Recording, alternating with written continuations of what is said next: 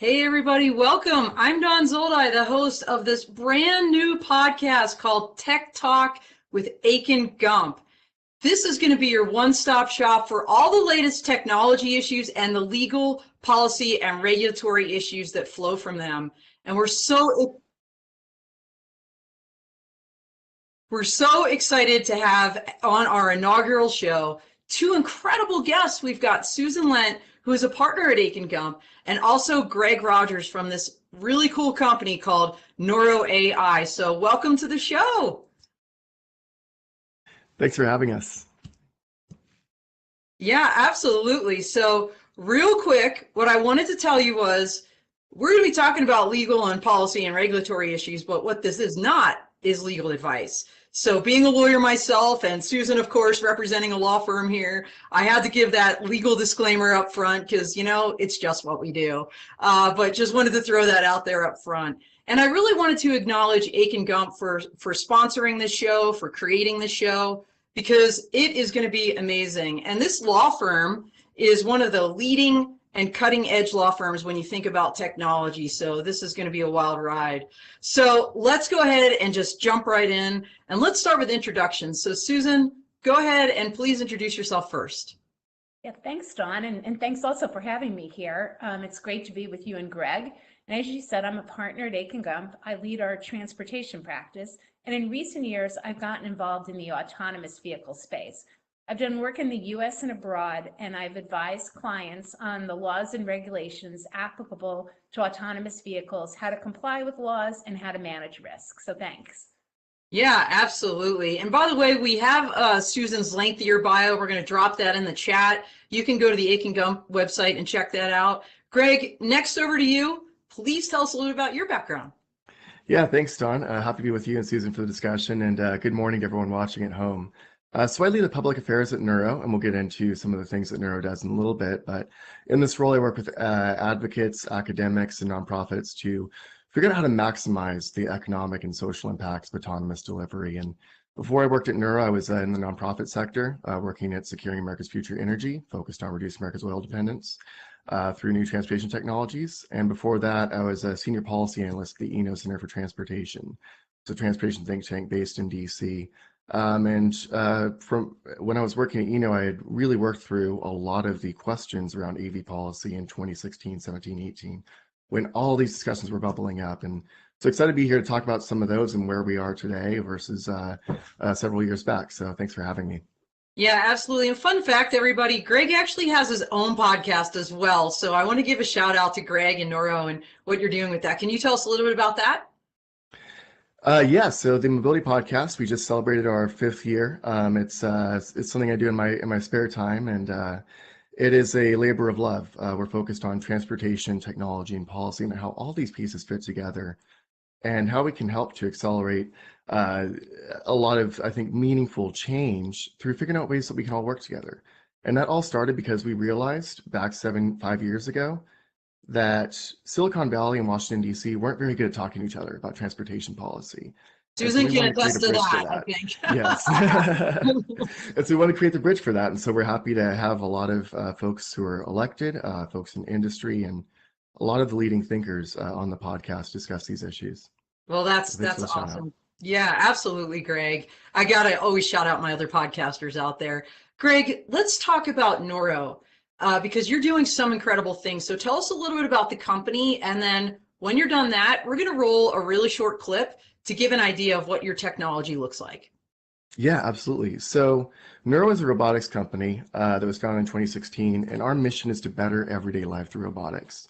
And Nuro is actually a little bit different from other autonomous vehicle companies you might have heard of, because our first application is autonomous local goods delivery. That means it's delivering groceries, dinner, prescriptions, and more to your home. And to do that, we've developed a purpose-built autonomous vehicle that's fully electric, has no room inside for passengers or drivers, and drives itself. And so autonomous delivery really provides this incredible opportunity for combining massive social benefit, economic opportunity, and also revitalizing local commerce. And here's why. Every year in the US, we take close to 200 billion personal vehicle trips. And of those, about half of them are for shopping and errands. So that's about 100 billion vehicle trips in the US we can replace, in the US alone.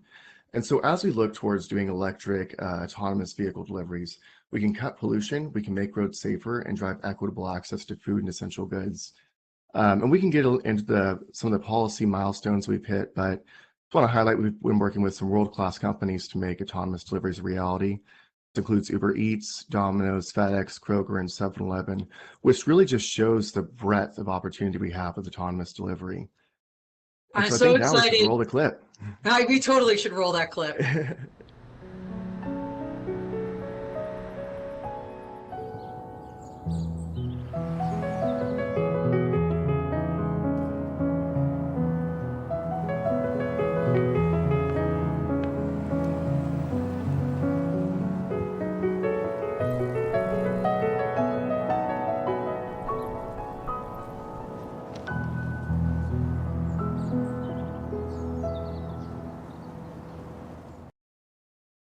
I love that. And I love the perspective of the bike rider right next to the vehicle to kind of show the size of it and everything.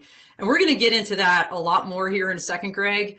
But, I imagine that the regulatory approvals you had to get to be able to do things like some of these use cases you mentioned, with Uber Eats, 7-Eleven, others, Kroger's, I think you mentioned, were pretty rigorous. And so what I want to do is pivot over to Susan for a second.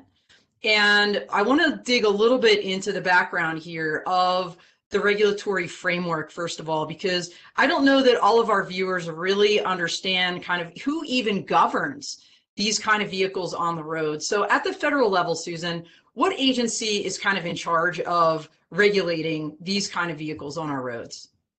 Sure. Well, first of all, that was a great video, and kudos to Nuro. I know Greg will be talking more about all the great work they've done and all the success they've had working with Washington and with the agency that regulates autonomous vehicles, which at the federal level is the National Highway Traffic Safety Administration, known as NHTSA, which is part of the U.S. Department of Transportation.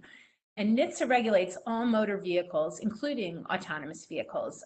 The Safety Act, which NHTSA administers, which is the federal law, requires that motor vehicles that are sold or operate on public roads in the United States comply with federal motor vehicle safety standards unless NHTSA has granted an exemption from having to comply with one or more safety standard.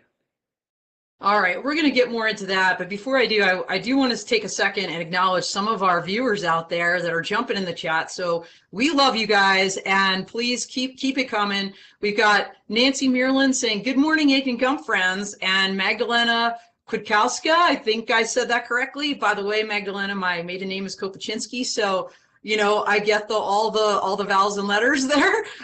Magdalena is saying great. So good stuff there. Thank you, everybody, and appreciate the positive encouragement and good vibes out there.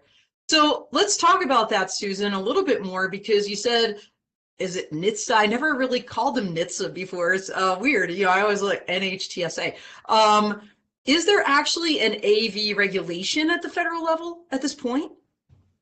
Yes, so as I mentioned, currently vehicles have to comply with the federal safety standards that apply to conventional vehicles operated by human drivers, unless NHTSA grants them an exemption. NHTSA's taken some steps to regulate autonomous vehicles. It's put out 4 iterations of voluntary guidance, including recommendations for manufacturers to submit voluntary safety assessments, and in March it updated its occupant protection standards, but currently NHTSA has not developed a set of regulations that would apply to autonomous vehicles. And so manufacturers and operators are forced to either use vehicles that are built for conventional operation, so adding a lot of extra expense and sometimes potentially impacting the operating ability of the vehicle, or getting an exemption. And to date, only Nuro has been successful in getting an exemption. There's a couple of petitions that are pending right now. But so it's a very challenging environment unless, and this is kind of an interesting disparity, which is if you import a vehicle from another country, you can get a permission letter from NHTSA to test the vehicle in a, just for the limited number of vehicles you import. But otherwise, you have to go through this very time-intensive exemption process where you submit an application, it's published in the Federal Register, the public can comment on it, you have to demonstrate that your vehicle, you have to go through a lot of hoops to demonstrate your vehicle is as safe as a conventional vehicle. So it's a challenging process right now. Wow. So there's lots to unpack there, and I definitely want to get Greg's perspective, having gone through this process, by the way, successfully. So congratulations. I mean, to be the only ones in the US that have been able to do that, that's a spectacular feat, really. I know NHTSA has come under fire for just putting out voluntary guidelines, really. But in a way, it almost sounds like, they're kind of not voluntary. Imagine, Greg, that the voluntary nature of this, it's almost like if you really want to get those waivers, right, to some of these compliance guidelines for the conventional side, you probably need to show some good faith on the voluntariness side for their guidelines. I'm just speculating here, but is that accurate? What was your experience in actually working through this process? Yeah, so Nuro received the exemption shortly before I joined, but I've obviously through onboarding definitely got a good sense of what happened. And the fascinating part is that Nuro realized very early on and chose to be responsible in engaging with NHTSA before we even came out of stealth, and that is crucial. We came to NHTSA, our team did, and walked them through what we were building. Talk through the fact that this is a zero occupant vehicle that we want to put on the road, and talk through, hey, here's how we think this can improve safety. And as Susan discussed, legacy laws actually make it easier today to put heavier, more polluting vehicles on the road that, by the way, are less safe than pedestrians and cyclists today than ever before. SUVs and trucks are now 3/4 of new vehicles sold in the US every year, and they're 2 or 3 times more likely to kill a pedestrian in a collision. Yikes. And so we really need a wholesale rethinking of vehicle design. And so we talked through with NHTSA, look, we're introducing this smaller, narrower, lighter vehicle like everyone saw in the video. And you saw the cyclists riding next to our vehicle in the video. Cyclists feel more comfortable riding next to a smaller vehicle that gives them more space. Anyhow, so we went to NHTSA and we talked through, okay, here's how we think our vehicle can meet your requirements for an exemption. And what we did was we requested exemptions from 3 different standards through the low-speed vehicle category. The R2 operates at 25 miles per hour or less. And that means that there was a different set of standards that we had to meet. And the ones we needed exemptions from were the requirement for a side view mirror. Side view mirror doesn't make sense when a robot is driving the vehicle, obviously. Yeah, unless you want to look at yourself in it, I guess. Yeah. A backup camera, which obviously we already have plenty of cameras on the vehicle. The screen for it was what was required. And so when you think about all of those things and how unnecessary they are in a vehicle that's going to drive itself, it's logical, of course, to think about, okay, let's allow for the removal of those components for that smaller vehicle. But as Nuro recently unveiled our 3rd generation vehicle. We call it the Nuro. It's our self-titled album, and as we all know, the self-titled album is the best of any artist. Of course. And the Nuro is about 20% bigger, but it can carry 20 grocery bags, and that's going to be up to 45 miles per hour. And so, as NHTSA works towards updating more standards, we hope that they will continue to update standards. We're excited about the opportunity to create more clarity. Right now, it's just made much more complex by those legacy laws that need to be updated. And I want to say this, it's that inaction is a choice. Deciding to delay taking action on accelerating new vehicle designs that are going to be safer for everyone is a choice. And so one thing I like to say is that we don't need just an AV revolution, we need a design evolution. And what we're really hoping to see is that NHTSA acknowledges that. And so think about it this way. Your cell phone does not have a rotary dial on it, right? We decided that we're going to move to greater technology with a touch screen, that we were going to redesign the phone when we made it mobile. We should be thinking about doing the same thing with the revolutionary technology of AVs, because after all, an AV without any changes in vehicle design is like building a cell phone with a rotary dial. Yeah, absolutely. So many parallels in other areas of technology. I know, Susan, you're very deeply involved with your other attorneys in the other practice areas and emerging technologies. And we see this time and time again, where regulators are hesitant to move forward. And it's always, and at the end of the day, to their, kind of in their defense, it's always about safety. And the fact that you could explain to them and convince them that what you have is a safer product than maybe a conventional vehicle on the roads right now, I think is really incredible. Susan, let's pivot for a second and talk about, so Greg, we're at the federal level, right? And for everybody out there, just kind of the way laws flow down, you've got your federal level, but then if you're going to operate in a particular state, there may be specific state laws, right? They can't be necessarily right. So I'm gonna let Susan kind of explain that flow down and what she's seeing kind of across the states when it comes to these vehicles. Right. Thanks, Dawn. Yeah. So as we've discussed and Greg talked about, all of the operators and the manufacturers have to comply with federal law. So the law is that you can't operate a vehicle on public roads unless it either complies with the vehicle safety standards or you get an exemption or special permission from NHTSA if you're importing. But assuming you comply with those requirements, then each of the states regulates operation of vehicles in that state, and they have authority to issue licenses and regulate drivers. And 40 states have laws or executive orders that govern autonomous vehicles, and no state has a law that prohibits operation of autonomous vehicles. And then the states really vary, as you can see, in terms of what they allow. Does there have to be a safety driver? Can you drive without a safety driver? Do you need a permit, or can you operate without a permit? Do you need a certain amount of insurance?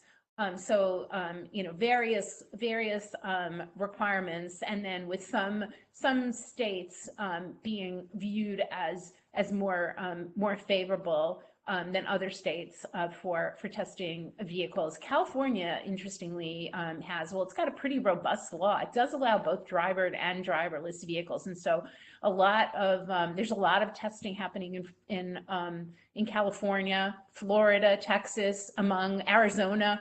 And Greg can probably tell me states that I'm missing, Michigan, others that I might be missing, and then states are, again, slowly but surely joining the bandwagon. All the states see this as an opportunity, in terms of getting the autonomous vehicle companies to locate to their state and then to do these demonstrations. So we're seeing a lot of constant development and movement in this area.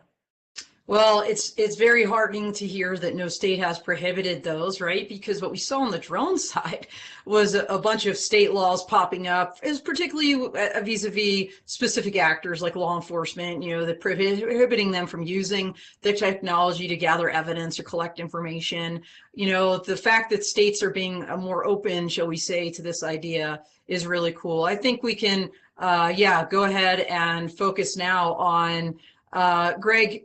Susan mentioned this, we heard a little bit about your use cases, but what states are you actually operating these vehicles on, and where is Nuro actually located? Where do you have your headquarters? Thanks, Don. Yeah, so Nuro is based in Mountain View, California, and we are operating in Houston. We have done pilots with FedEx, with Domino's, and Kroger in Houston. We're conducting deliveries daily there. We also are doing deliveries for 7-Eleven in the Bay Area. And I actually recently had the opportunity to get a Slurpee delivered while I was visiting our headquarters, which is of course fun to do. But also there's a great opportunity too that we saw during the pandemic to also give back to the communities where we're testing. And there's often discussion of the long lines of cars that you would see at food banks at the beginning of the pandemic. And we saw the opportunity to help, because a lot of food banks were really facing challenges with getting volunteers. They lost their volunteer force. A lot of them were concerned about getting sick, of course.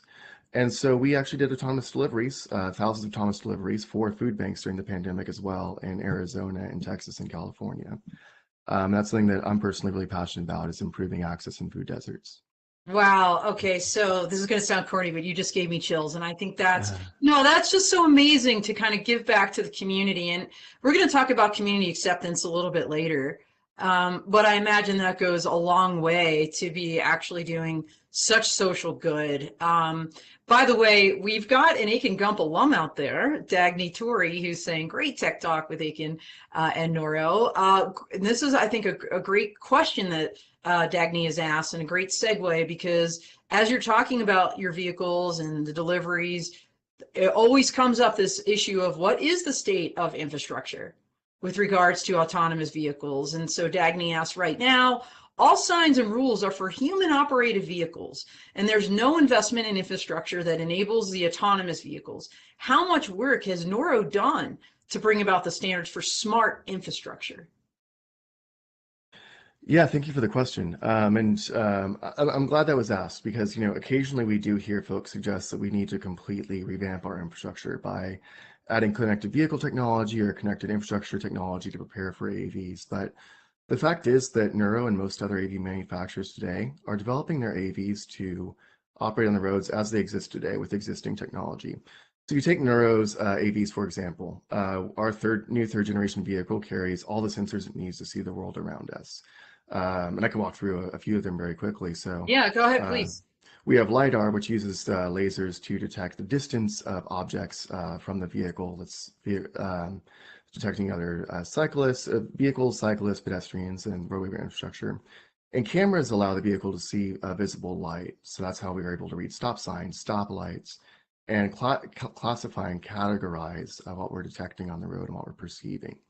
We have short range and long range radar, which help us to detect the world around us. And then one exciting thing we introduced is three thermal cameras into our new vehicle, to make sure that we are to add another layer of redundancy for detecting pedestrians and bicyclists and even your pets crossing the street. And so the combination of all these sensors is what we call multimodality. And that allows us to ensure that we are fully seeing the world around us, and we are able to have that 360-degree vision that human drivers do not have, and see objects before or see issues before they arise. So all those redundancies, I think, help us to meet that need without having to ask cities to completely revamp their infrastructure. They have a lot of different competing needs right now. And if you talk to mayors and city council members, what are they concerned about? It's about making sure the trash gets picked up. It's about fixing potholes. And for us, what we want to do is we want to be able to operate, and we're focused on operating on the roads as they exist today. Well, I think there's something to be said for that, because anytime you can use existing infrastructure, and a municipality or a state or even the federal government doesn't have to invest more dollars to significantly change what's already there, I think is a huge win. Susan, I want to pivot back to you and then go back to Greg, because what we're talking about here, all of these safety mechanisms Greg is talking about, feed into the NHTSA's kind of levels of autonomy. And so I'm hoping that you could maybe kind of explain what that is all about, and kind of that levels like 0, I believe it's up to 5, and kind of what that sliding scale is when we're talking about autonomous vehicles on the roads. Sure, yeah, and I'm not going to get into all the specific levels because I may get something wrong, but although Greg might know it all by heart. But basically, level 0 is a vehicle that has no autonomous functions, and level 1 has some driver assistance. Level 2 has partial driving automation, and level 0 through 2 are viewed more as conventional vehicles. Those are autonomous vehicles that you see on the road that manufacturers are able to comply with motor vehicle safety standards and that are, that are on the road today. And you're seeing actually, like when you talk about level 2, I just bought a car that has a parallel parking function, which I have not, I've not tried yet, but I'm laughing, Susan, because I have a Tesla Model 3. And I tried it one time. I was in Denver at my brother's house, and it parked so far away. I was so nervous. Like I kept hitting the brake, and I'm like, I can't do it. Mentally, I couldn't let it go and let the car do it. So I totally get you on that. Well, I watched a video on it. It looks very cool. So up through level 2, and so of interest. And then when you get to level 3, which is conditional driving automation, more automation, for high driving automation. Then when you go to level 5, it's full driving, and those are the vehicles where you don't have you don't need to have a driver in it at all. It's fully automated. And so when you look at when NHTSA puts out its voluntary guidance, or when California, for example, issues its driving permits, they are talking about level 3 through 5. That is really where this discussion is headed. The level 0 to 2 is what's already in vehicles, and is not what I mean. It's regulated, obviously, but NHTSA, but it's not what's getting all the attention, and where we really need more direction and regulation from NHTSA to really enable the level 3 through 5 technologies to be implemented. Well, that was a great explanation. Thank you so much. Because I know it's confusing, and I've seen actually people conflate these levels of technology from NHTSA with other technologies, such as electric vertical takeoff and landing, aircraft or drones, and these don't apply. I mean, these are very specific to ground vehicles. So back to you, Greg. Your various vehicles, what level are we talking about here? The ones that are already on the roads, for example, in Houston, making these deliveries. Yeah, that's a great question, Dawn. And our vehicles are level 4. So these are, and so the SAE levels of automation, I think, can often be confusing for folks. So when we're talking about level 4 automation, what we're talking about is operating in a specific, what they call operational design domain. So that means that we have a geofenced area where we are operating our vehicles. And that's where most manufacturers are today, is operating it within specific geofences within that ODD. And level 5, I have a good friend in the industry who can remain nameless, but who likes to joke that level 5 is it was exactly the wrong choice, because it'll never happen. Because when you're talking about level 5, what that means is operating in every single roadway environment that could possibly exist. And no human driver isn't even a level 5 driver, right? And so when we're thinking about what level 4 is, we're going to continue to see those areas continue to expand, where AVs can be operated. And in fact, we've seen that over the past several years, despite the fact that I think we've been in kind of this trough of disillusionment with AVs, I think, for the past few years. What we're starting to see is that those areas of operation are growing more and more and more and more. And we're seeing more pilots operating in more areas. And so I think there's a great opportunity, not just for the public, but also for the industry, to do a better job of communicating that, of discussing how the excitement about AV should not be when we're going to be able to go absolutely anywhere. It's going to be when we're able to go the places that we need to go every day, or get the things that we need to get every day, because that's the challenge that we really need to solve with AVs, and we can really solve with AVs, I think. Greg, you are singing my tune, my friend, because no, seriously, like your podcast, the things I'm doing, this podcast, my guess is the people that are watching this right now are people that are already super into this tech. Right. So the hard part is kind of crossing that Rubicon, because I always say we're so good, FUBU, right? For us, by us, talking within our own communities about this incredible tech, but getting the public writ large to really understand and appreciate it and start to love it, I think, is the hardest part. And that's maybe a great segue. So I want to pick you both up about your thoughts on public perception. But before I do that, I think to inform that kind of opinion and that discussion, Greg, I want to go back to you and ask you, as a practical matter, how does your delivery vehicle work? In other words, Susan is your consumer. She wants to order that Slurpee from 7-Eleven. Probably my guess is Susan is ordering something maybe a little healthier from 7-Eleven. I'm just guessing, but let's just assume it's a Slurpee for now. How does she order it? How does it work? What's that human machine interface kind of at that point of delivery? Walk us through that, and then let's kind of talk about this very important topic of public perception. Yeah, that's a fantastic place to start. So the way that our deliveries work is that if you are ordering from one of our partners, let's say we can take 7-Eleven, but it could be the same with Kroger or Domino's. Sure. You will go to the 7-Eleven app, and you will you'll put in your order, and as you check out, you'll be offered the opportunity to get an autonomous delivery from Nuro. And what we do is that we work with our partners on integrating a message and a picture of the vehicle so they know what they're getting, that explains what's happening. And if they click yes, if you say that, yes, I want an autonomous delivery from Nuro, what happens is that we get informed of that order. We drive to the store to pick up your order, and then we'll drive to your home. And as we're on the way to your home, right before we arrive, you will get a code sent to your phone. We'll text it to you or through the app. And you'll be able to punch that code into a screen that we have in the middle of our vehicle. And the doors will open up vertically. And I can actually show you if you want some show and tell here. Oh, we love show and tell. So the doors will open how up cute. vertically, and you'll be able to get your order. But we could also be carrying, an order for your neighbor. So we could be keeping that closed and then drive off to make the delivery to your neighbor. When you're done, you press a button to say delivery is complete, and our vehicle drives off to make its next delivery. Oh my gosh, that is so cool. So how would that work like with 20 bags? Because I imagine, are you gonna have little tiny compartments, each with like their own? Because if I'm at, sadly, not everybody's honest like Susan, if she's the one receiving the delivery, and so if you have other bags, and they could just be confused too, right? Maybe they grab the wrong bag. How do you kind of protect against that if you have like multiple deliveries? That's a good question. It's something that we definitely thought through.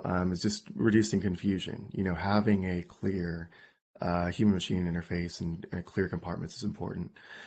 So in our next generation vehicle, third generation vehicle, what we did is we're developing custom compartments to where, let's say that you want to ship a package through FedEx. You're an Etsy creator who just finished a bracelet that someone wants, but they want it tomorrow for, let's say, their niece's birthday party. You don't have time to run the store. So you can request FedEx to have the package picked up through Nuro. And so you would go out to the vehicle, and then the compartment would open up in order for you to put your package in, and it'll lock until it gets to the FedEx center. And let's say it goes to pick up 2 or 3 more packages. So we have the capability to do that. And also a really cool opportunity that we discovered too is, look, we don't have anyone inside of the vehicle. And what is the biggest pain point for someone who's ordering pizza? You want your pizza to be hot.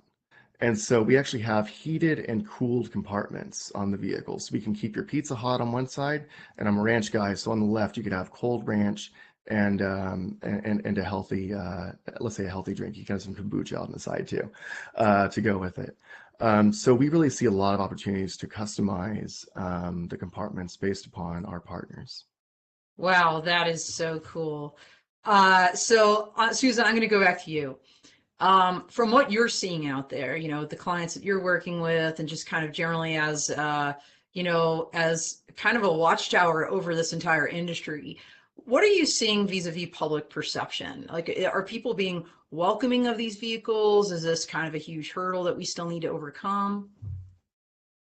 Yeah, so I would say there's a lot of excitement around autonomous vehicles, and I mean, how can you not be excited about getting a pizza or a Slurpee delivered? I think I'll take the pizza. That would.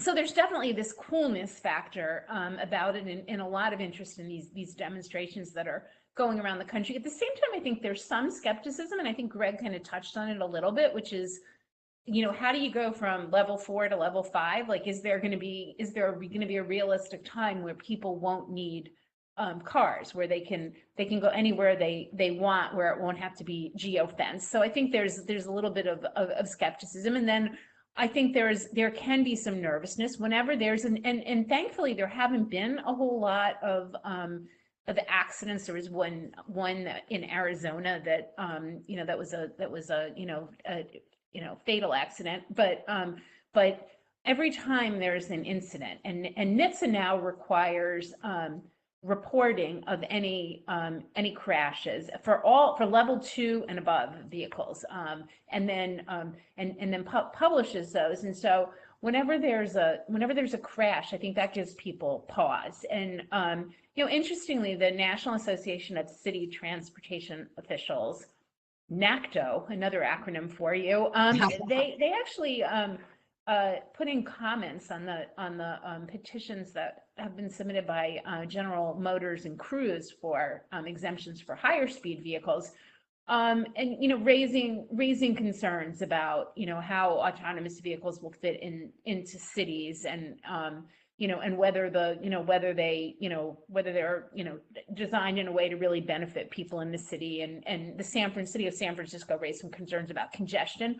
So I think there's still issues to work through. I think this is all, in the end, it's a matter of time.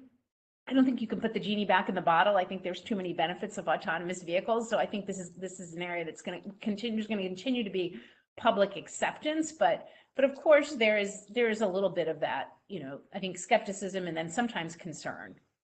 No, Susan, I think we see this with every technology, right? Like the millions of great use cases, and just say in this case with Nuro, right? Like perfect deliveries, and then maybe the one incident that happens, and I think you're referencing, I believe it was, I think it was I don't know if it was a Tesla, and I think there was a person in it that was supposed that, right, there's still an obligation that not to be completely literally, maybe, asleep at the wheel or whatever, I know Tesla's had a couple of crashes too. Like, so it doesn't matter. The point is, when there's one, all of a sudden it blows up in the news, like, oh my gosh, look at this. And what you don't hear are about Greg, give me a number, however many perfect deliveries, like, across all the states you're working. Like thousands, I'd assume, at this point. Tens of thousands, yes. Tens of thousands of amazing deliveries, and you hear the one. So, Greg, from your perspective, what are you here? Do you have like a customer feedback as part of this app that or how are you getting feedback, and what are you receiving about the public's acceptance? Yeah, that's a great question. And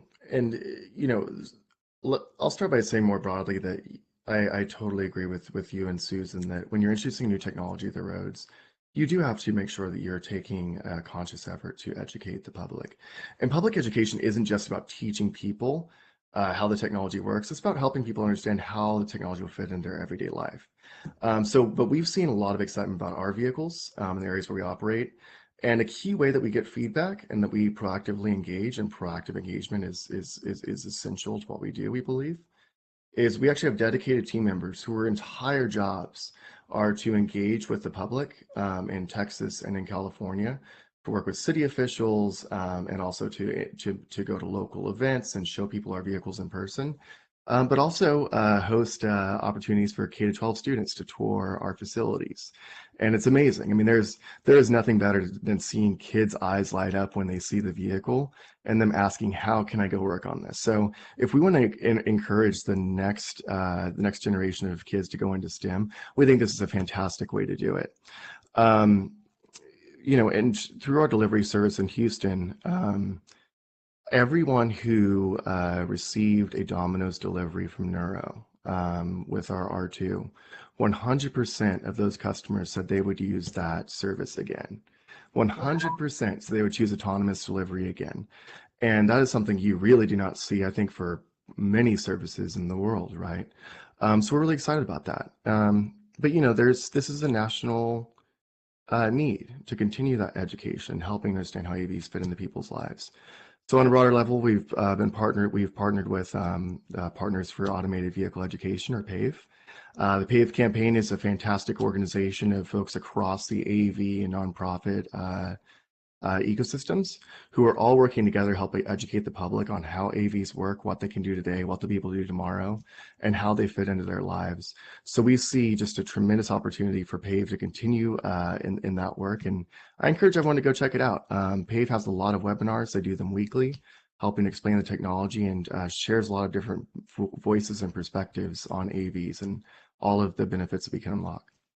Well, I think it's brilliant that you are going, first of all, going out into the public with the technology and letting people touch and see and feel it. And even more importantly, working with the kids. Because like you said, they are the future workforce. And if they go home and tell mom and dad or grandmom and grandpa about this amazing technology they saw at school, now you're winning like multiple generations. I've seen it happen before. And so many companies don't do that. You know, where you have this to bring it to them, let them see it. I think that's so good on you. So we're getting very close. This is crazy. We have maybe 5 minutes left. I don't know where the time went. I knew it would fly because this is an amazing topic and we have amazing guests. I want to talk for a second about, so we talked about where the policy is right now, a lot of voluntary, kind of guidelines, waivers needed for, conventional vehicle regulations to get on the roads and the challenges that presents. What would you say, and I'm going to go to Susan now, what would you say is needed to kind of take this to the next level, take this entire industry to the next level? Would you say we need a rulemaking or something as robust as that? Or what are your thoughts here? Yeah, I mean, so, Congress had started the process of a rulemaking in 2020, but not Congress, I'm sorry, NHTSA has started a rulemaking, but it hasn't really gone anywhere. So yeah, what would be helpful is rules that apply to autonomous vehicles, and rather than having this lengthy exemption process, that would be better. Also, addressing this issue of, the patchwork of state laws and versus federal law, and what laws should apply, so that it's easier for autonomous vehicle makers to understand what are they obligated to do, what is their risk, what is their liability, how do they manage it, so they're not navigating it across 50 states and looking at those rules. Interestingly, Congress tried a couple times to pass autonomous vehicle legislation, but couldn't reach agreement, basically because of those issues, and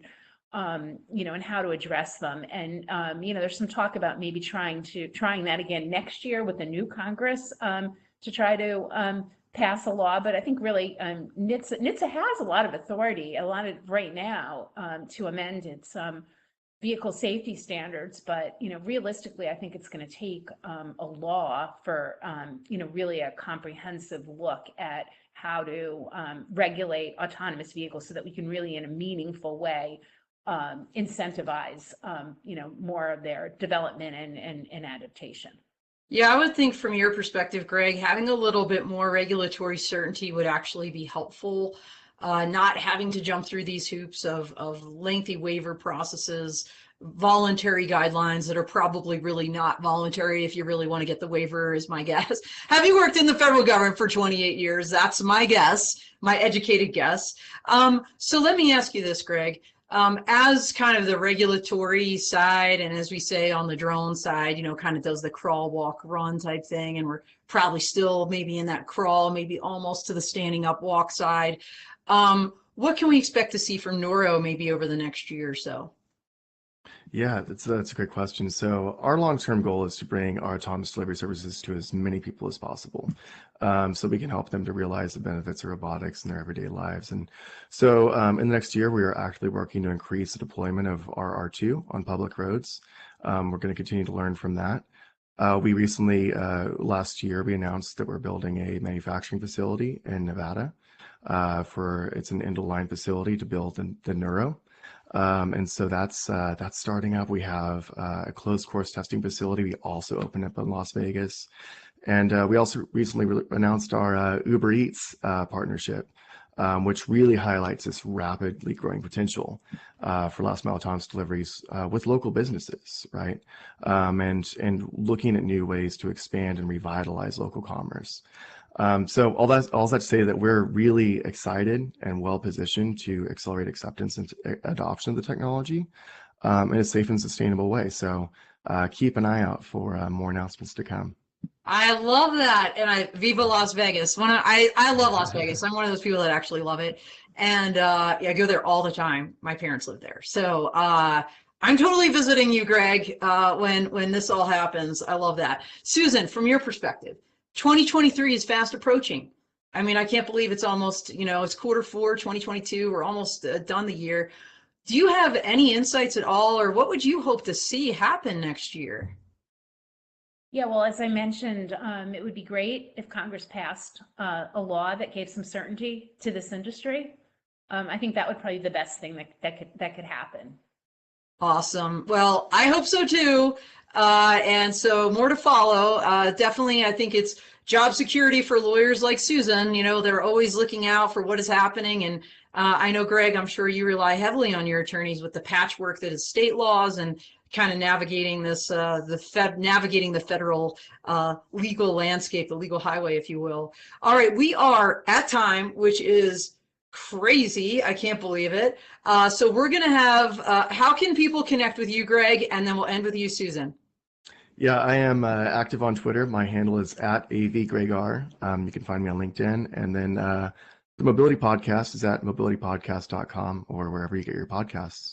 All right, very cool. Susan, how about you?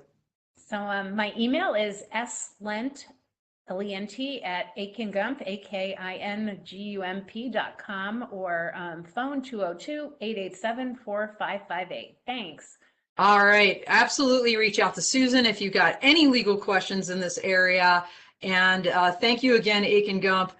That's a wrap. We will tech talk to you later.